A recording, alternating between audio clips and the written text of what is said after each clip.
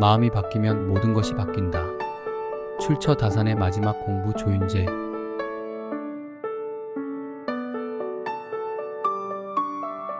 존덕성 제명에서 말했다. 상제께서 이 세상에 이 백성들을 내려주면서 무엇을 주셨는가? 오직 의와 인이다. 오직 의와 인이 상제가 이 세상을 다스리는 법칙이니 공경하고 받들어 오직 제대로 하지 못할까 염려스럽다. 내가 이것을 거울 삼아 마음을 삼가고 두려워하여 방에 홀로 있을 때 훤한 곳에 있는 듯하다. 주자. 주자가 친척 동생인 정윤부를 위해서 지어준 글이다. 심경부주에는 주자의 말이 다음과 같이 실려있다. 내제인 정윤부가 도문학이라고 제실의 이름을 지었다. 내가 존덕성이라고 이름을 바꿔야 한다고 하자 윤부가 명을 청하기에 이것을 지었다.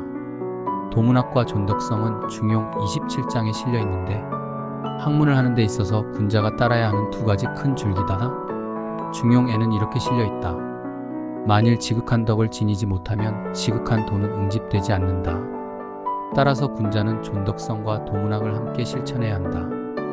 여기서는 덕을 이루지 못하면 도가 이루어지지 않는다고 하니 덕성이 우선한다. 주자도 제실의 이름을 도문학에서 존덕성으로 바꾸라고 했던 것에서 보면 존덕성에 더 중점을 둔 것으로 보인다. 하지만 주자는 둘 중 어느 한쪽에 편중하는 공부를 해서는 안 된다고 거듭 말하고 있다. 도문학은 도리와 이치를 공부하는 것으로 경전을 공부하는 것이다. 존덕성은 말 그대로 덕성을 높이는 공부로 마음의 수양을 뜻한다.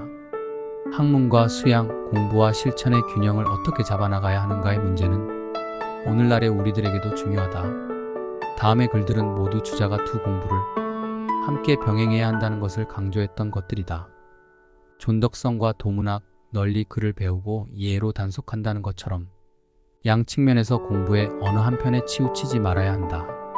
만약 도리와 이치로 보는 것도 문학이 정밀하지 못하면 반드시 덕성을 높이는 공부 존덕성을 해야 한다. 만약 덕성에 부족함이 있으면 강하게 힘써야 한다. 두 가지를 병행해 서로 일으켜 밝혀주면 광대하고 빛나는 경지에 도달할 수 있다. 주자는 이처럼 도문학과 존덕성 두 공부가 반드시 병행되어야 한다고 강조하며 한쪽에 치중해 다른 한쪽을 소홀히 하는 사람들을 경계했다. 하지만 주자가 처음부터 그렇게 주장하지는 않았다. 학문과 수양이 깊어지면서 도문학과 존덕성에 대한 생각도 점차 변화되었던 것이다. 주자는 중년의 시기에는 학문이 기초가 되는 도문학을 더 중시했다. 도문학을 소홀히 하면 학문과 수양이 공허하게 될 것이라고 경계하며 다음과 같이 말했다. 모든 일은 이치를 파고드는 데 있다. 궁리. 상도가 바르지 않고 이치가 밝지 않으면 아무리 지키려 해도 다만 헛될 뿐이다. 모름지기 먼저 치지를 한 후에 함양해야 한다. 여기서 궁리와 치지는 이치를 탐구하고 알매에 이르는 것으로 도문학을 말한다. 함양은 덕의 수양을 뜻하는 것으로 존덕성이다. 주자는 중년의 시기에는 먼저 이치를 탐구한 다음 수양을 해야 한다고 강조했다. 하지만 노년이 되면서 주자의 관점이 바뀌게 된다. 많은 사람들이 오로지 강설도문학에만 치중하고 함양 존덕성은 폐기에 편협한 학문에 그치기 때문이다. 따라서 주자는 존덕성을 더 중시하게 되었고 아래의 글들로 그 중요성을 가르쳤다. 존덕성하지 않으면 나태하고 태만해진다. 배움이 무엇을 조차 진보하겠는가? 나는 배우는 사람들이 공허한 것을 담론하고 신묘한 것을 풀어내는 것을 걱정해서 먼저 글의 뜻을 명확히 찾고자 했다. 결국에는 책자에 있는 글만을 굳게 지켜서 오히려 얻는 것은 자기에게 절실하지 않았다. 반드시 절실한 것을 알아서 음미하고 마음에 들여 힘써 실천해야 비로소 유익한 바가 있을 것이다. 이 글들은 주자가 존덕성의 중요성을 깨우쳐 준 것이다. 하지만 글의 맥락에서 보면 존덕성과 도문학 두 가지를 모두 중요시했다는 것을 알 수 있다. 단지 한 가지를 가르치면 그것에만 집착해 다른 것의 중요성은 패해버리는 사람들이 편협함과 어리석음을 안타까워했던 것이다.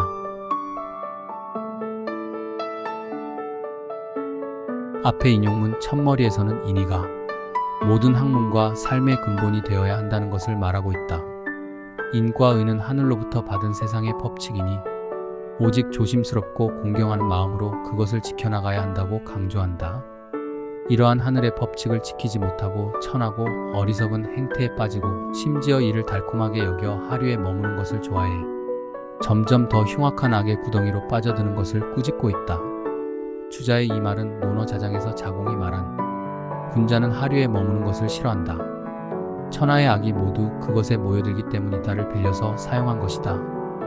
그리고 악이 모여든다는 말은 역시 논어의 덕은 외롭지 않다. 반드시 이웃이 있다와 비교해서 볼 수 있다. 반대되는 개념이지만 뜻하는 의미는 같다. 덕이 있는 곳에 머물면 반드시 덕이 모여들어 더 큰 덕을 이루는 것처럼 악이 있는 하류에 처하면 세상에 악이 모여들게 마련이라는 것이다. 따라서 이를 아는 사람들은 한순간도 마음을 놓쳐서는 안 된다. 혼자 있을 때도 경건함을 잃지 않아야 하고 어느 한순간도 아무리 다급한 순간에도 스스로를 지켜 변함이 없어야 한다. 바로 그때 지켜야 할 자세는 세상에서 가장 소중한 옥을 다루듯이 마치 가득 찬 물을 흘리지 않고 옮기는 것 같은 마음가짐이라야 한다.